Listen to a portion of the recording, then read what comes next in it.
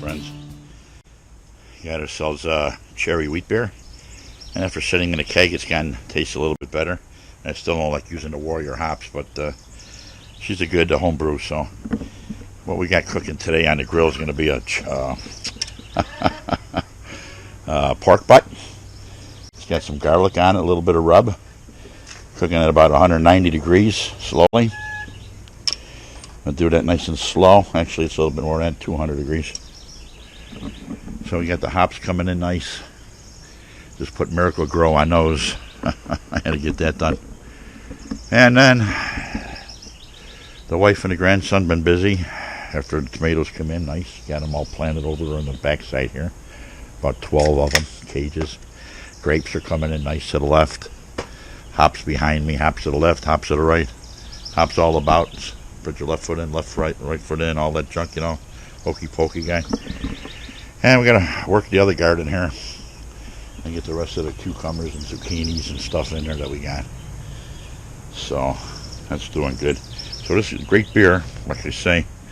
This is the Red Wave. It's a nice tasting beer. Poured it out of the keg. And back here, what we're showing is the old snowball bush.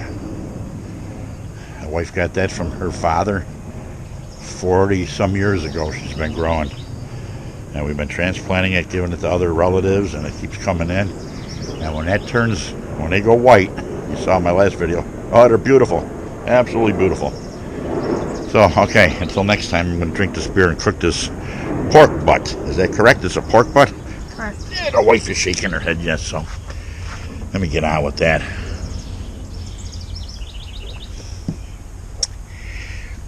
Finally, a nice day here in the outskirts of Buffalo.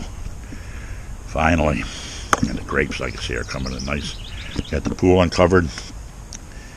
Did a little backache on that. You know how that goes, how you doing? Put a little effort into it. They want over $300, almost $400 to open a pool nowadays. Treat it with chemicals, take the cover off, wrap it up, wash it off, wrap it up, tie it up for you, add the chemicals, start the filter. That doesn't include changing the sand. And this year I found I got a leak in the valve. So I ordered a diverter valve kit. Of course, I just can't get the one for $3. I got to pay the $48 because that's the type of model that this one is. The pool's almost 30 years old now, so we'll keep her going as long as we can. So I might have to go change that. If I do, I'll put that on tape. Why wouldn't I?